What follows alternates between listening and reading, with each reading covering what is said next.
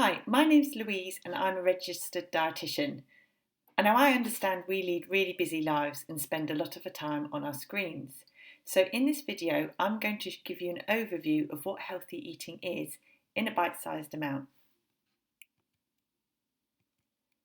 So if we look at the Eat Well guide, this is a public health guide for UK healthy adults, and it shows the types of food, the 5 main food groups, and the proportions that we should have in our diet during the day and over the week. And as you can see, the two biggest sections, the green and yellow ones, are the fruit and vegetables and the starchy carbohydrate foods.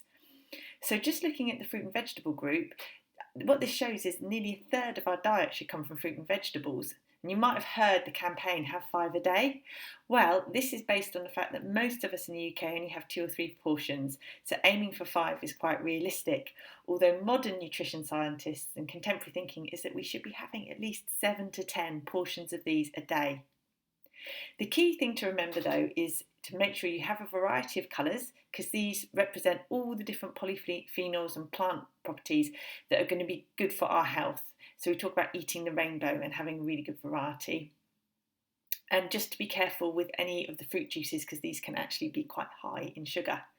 What I tend to say to people is if you're finding that you're having meals and snacks without any fruit and vegetables in, then it's going to be really hard to make up your shortfall. So every time you plan ahead a meal or a snack, try and make sure there's at least 1 to 2 portions of fresh fruit and veg in it.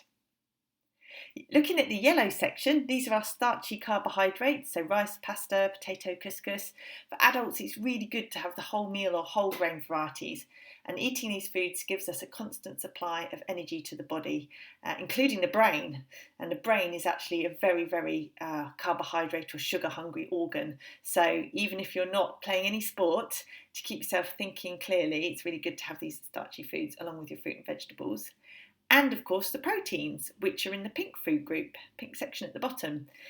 Now what's been interesting over the past 10 to 20 years is that there's been more emphasis on having plant-based proteins as well as meat and fish, and to have them as more of a priority as a protein source in your diet. So we don't need to have meat and fish every day or eggs every day. We can combine them with other meals that might be rich in plant proteins. So for example, a chickpea and lentil curry with rice instead of having just chicken curry and rice. In the blue section is the dairy section, and we call it now the dairy and alternatives. So it is important to try and have these in our diet. They're a really good source of calcium, so at least sort of 2 to 3 portions a day. And if you are having plant-based alternatives, to try and make sure that they're fortified with all the key minerals and vitamins that milk would have. So that's vitamin D, B12, iodine, those kind of things. And then the little purple section, that represents oils and spreads. So these are very energy rich, so we do need them in our diet, but just in small amounts. The reference to this Eat Well guide is at the bottom. What does this mean in practice? Well, if we were to balance our plate, a really simple way of imagining how our plates would be is to divide it in half. And so half of that volume should be different kinds of vegetables on there and making them really tasty and palatable so they get eaten. And only a quarter of the plate is there for protein, so meat, fish, tofu or eggs, that kind of amount there. And then the same amount of starchy carbohydrate to protein, which is another quarter of a plate. So that's pasta, rices, potatoes, breads, those kind of foods. What has happened over the years and what we notice in UK eating patterns is that we tend to have far too much starchy carbohydrate or too much protein and far too little veggies. So you can have these foods, they're all good for you, but it's just getting them in the right amount. What does this look like on a plate? Well, here is a plate that just represents what this might look like. I know it's a bit strange having broccoli and salad, but I think they just wanted to show that you can have different vegetables and different coloured salads in there to make it, to give you all the vitamins you need. But that takes up half a plate, and then a quarter of a plate is your chicken breast or your vegetarian soya chicken breast, and then you've got your quarter of a plate carbohydrate there as well with some beans in to make it control your blood sugar levels even more with the fibre. Water is the preferred drink to have with meals because these are completely calorie free and really good for you. And sometimes it's a good idea to finish off your meal with a piece of fruit to give you the vitamin C that will help you absorb all the iron from the protein foods and some of the vegetable foods as well. Now for children, it is a slightly different picture. We have the same food groups, but they just need to be in different proportions.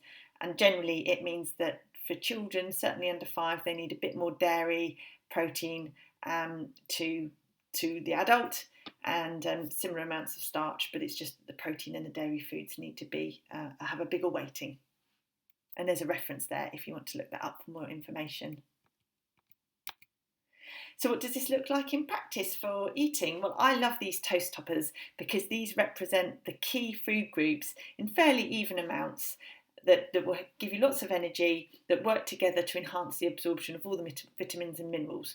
So looking at the top one, almond butter and banana toast topper. So you've got that lovely wholemeal, whole grain carbohydrate base with some nut butter. So that's got the fats in it and it's got the proteins in it and some minerals in it, and then you've got the banana for the fresh vitamins. It's got a bit of vitamin C, lots of fibre there, and they all work together to satisfy you and provide you with a really balanced breakfast. Similar things with the cottage cheese and the blueberries and the cucumber and hummus if you wanted something savoury. You've got there the sort of fatty, proteiny topping, and then the fruit or culinary vegetable on top. For lunches, if you're really stuck for time, I've shown you 2 here that you can kind of make in succession, or make one day and then keep the rest for the next day. And what I like about this lunch idea is that you've got your carbohydrate, which is the couscous, and then you've got the chickpeas there as your protein, a good healthy bit of olive oil dressing, and then a really good rainbow of salad-based colours to go with your protein and carbohydrate there. Textures can help you feel really full as well and satisfied from your lunches. And then just an idea for a standard evening meal really. This is a Cumberland pie, and it's been boosted a bit because it's used sweet potato, which is richer in beta-carotene than white potato, and there's a lovely crumb topping on the top, and then you can either have meat mince or soya mince, or even a mixture of meat and soya mince for the protein part. And here you can see the green leafy vegetables. There's at least 2 different types, and it takes up around about half the plate there, so that's a really well balanced portioning of meal. And finally, it seems really obvious, but enjoy your food. Often people would say, oh, eating healthily, it's like rabbit food. People would often joke about that with me in clinic. But the great thing is we've got lots of wonderful resources online to look up fabulous recipes. And now you know how to spot what makes a healthy recipe. It's having those key food groups in those proportions and cooked with plenty of herbs and spices and flavouring. You'll really start to enjoy healthy eating for yourself. Well, I hope you found the video helpful, and hopefully we'll see you again on another one of my nutrition bites. Thank you.